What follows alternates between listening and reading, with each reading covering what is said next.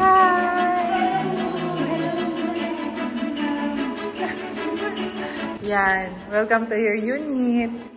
So, nasa Short 3 residence ulit tayo for another turnover. So, naging problema nito is na-delay siya for almost, I think, 1 week dahil sa grease trap. So, may leak dito and then may pinalitan din yung cabinet kasi water, yung lumabas yung water and then inayos nila. Then, in-inform nila si owner na ready na yung unit for turnover.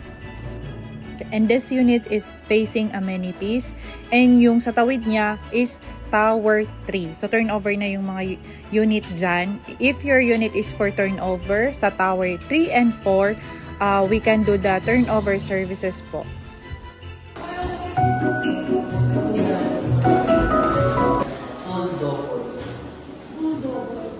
So, queen size siya?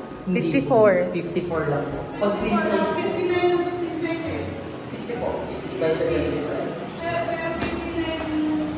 So, yung tiles, meron siyang mga scratches. So, hindi ito matuturn over ngayon. Ito, mukhang marami kaming ipapunches. Tapos, ang cabinet nandito. Yes. So, ang bed, hanggang dito lang?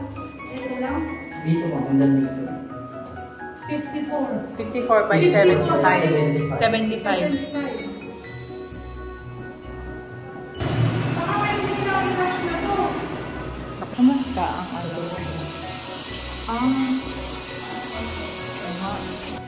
Kailangan may i-polish dito. So, another punch list sa bathroom area.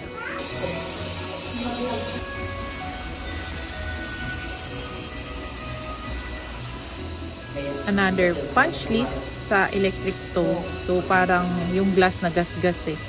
So, papalitan na lang din. And ito yung sinasabi na mayroong water leak sa grease trap and then sa kitchen. So, kailangan i-check mabuti kung talagang functional na.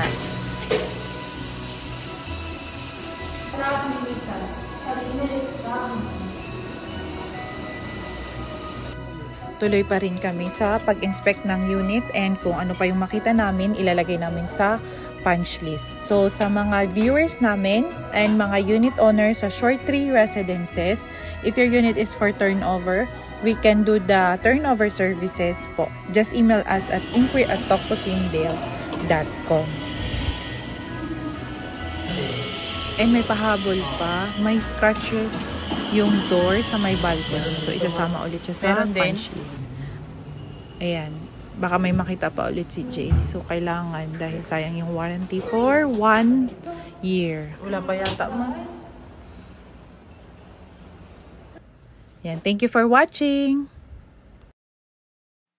I want to be daring, baby, dance the night away. I let my hair